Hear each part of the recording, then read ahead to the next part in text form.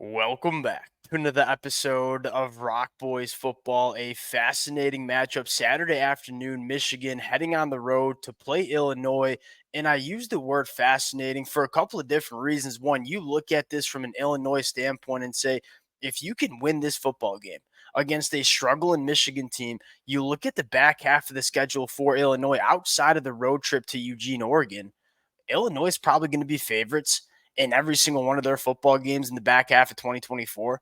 And so you're potentially looking at a 10-2 Illinois team. Their only two losses being on the road to Oregon, on the road to Penn State. If you were to ask me, that's a college football playoff caliber resume. And then if you're Michigan, I think there's, probably two big storylines heading into this football game. One, Jack Tuttle at quarterback. Look, as a Michigan fan myself, that is the best this Michigan offense has looked for that quarter and a half of Jack Tuttle playing good football. And obviously, it wasn't great in the fourth quarter. But if you're a Michigan fan and say, can we find that second, third quarter kind of offense?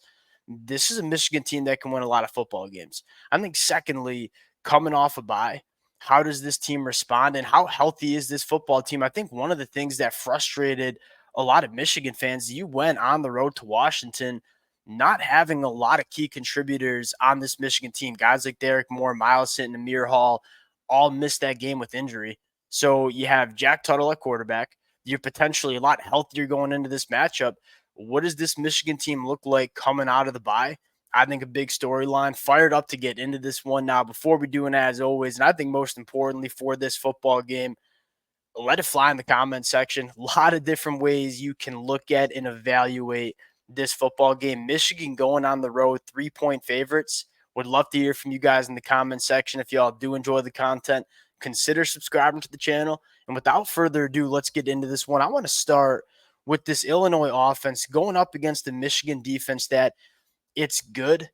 I wouldn't say it's elite. And that's coming from a Michigan fan. I think a lot of Michigan fans would probably agree with that as well. Now, look, this Michigan offense has put Michigan's defense in bad spot after bad spot, whether it's turning the football over, whether it's just not controlling the football and having this defense play a ton of snaps every single game. This Michigan defense is in a really hard spot to put up really, really impressive defensive numbers. That being said, I think we all recognize that this is a Michigan defense that so far has taken a step back from what we've seen in 2023. And if you were a Michigan fan heading into 2024 and you were a Michigan fan that thought they could be a college football playoff caliber team, we kind of knew we needed, and I say we as a Michigan fan, you kind of knew we needed a top five defense in the country. And I don't think Michigan is quite there. Now, the defensive line's been very disruptive. I think the biggest problem is in the secondary, just not tackling as well as Michigan tackled last year. Now, you look at that 2023 team with guys like Rod Moore and Mikey Sandstrom. Michigan just didn't miss tackles last year. You look back at that Washington game, at times in that Texas game, a lot of missed tackles leading to explosive plays. We feel really good about the future of guys like Zeke Berry and Jair Hill. It just you can tell they're not quite to that Mikey Sandstrom, Rod Moore type players yet. And I also think that you're seeing this Michigan defense continue to get used to how Wink Martindale wants to run this defense. And I know Wink Martindale kind of a similar tree to Mike McDonald and Jesse Minter, but there are some growing pains. So you can tell Michigan not as comfortable playing this kind of defense as they were with Jesse Minter last year. Now you flip the side to this Illinois offense. I think there's some really fascinating storylines here. One, Luke Altmaier has been really, really dang good. I mean, you take a look at the numbers, a 68% completion percentage, 1,400 yards, 14 touchdowns to only one interception. Luke Altmaier turning the football over last year was a massive problem. When you saw Luke Altmaier play turnover-free football, he played pretty good for Illinois in 2023. You're seeing him do that this year. And I think that's a massive storyline for Illinois. You got two really good wide receivers, Pat Bryant and Zachary Franklin on the outside, like NFL caliber guys. That's one of the matchups I'm looking at where you kind of feel still really good about Will Johnson, even though he might have had a tougher game against Washington. I think the bigger question is, Amir Hall / Jair Hill on the other side, where you look at Jair Hill and say, on aggregate, the kid's been really, really impressive for a second year college football player. But against Washington, that was by far the weakest performance we've seen from him. He's going to have his hands full with one of those kind of boundary wide receivers, whether it's Pat Bryant, whether it's Franklin. And so I would guess Illinois will be kind of attacking the matchup in terms of whoever's not on Will Johnson. That's probably who's going to get a lot of looks in this Illinois offense. That's how they want to run this passing attack. It is through Franklin and Pat Bryant. They're probably going to pick on the opposite side of Will Johnson. Another storyline in terms of this matchup is Illinois' offensive line, I think, has been good. Luke Altmaier has been taking a lot of sacks, and his pressure to sack ratio is awfully high, meaning the offensive line's actually protected all right. But when they haven't protected, Luke Altmaier's taking a lot of sacks. You look at the numbers, he's getting sacked 11.2% of dropbacks. That's 131st in the country. If you're Michigan on the defensive line, we've seen a very disruptive Michigan defensive line, but we haven't always seen them actually get to the quarterback and create the negative plays. If you're Michigan in this football game, getting Luke Altmaier to the ground, getting this Illinois offense behind the chains, that's what you need to do. Because one thing that Illinois has done a really good job of is not kind of being behind the chains and staying efficient with their offense. They don't want to be an offense that's operating in those third and long situations. So if you're Michigan, can you figure out not only to disrupt Luke Altmaier? We've seen a really disruptive Michigan defensive line. I think the bigger storyline is when you are disruptive, can you get Luke Altmaier to the ground? Can you force some of those second and third and long situations? That's how you make this Illinois offense uncomfortable. I think Derek Moore coming back going to be absolutely massive. That's probably the big battle that you're seeing. Illinois running the football, not necessarily the best rushing attack. They run the football 52% of the time, but only for 3.5 yards per carry. That's 104th in the country. They got a couple of good running backs, but it hasn't necessarily been the identity of this Illinois offense that we're used to seeing. Now you flip the sides, and I think the biggest storyline here is Jack Tuttle leading this Michigan offense. And you saw, at least in my opinion, some really encouraging things, right? Jack Tuttle just kind of doing what Michigan was asking him to do. He extended some plays, made some big time throws.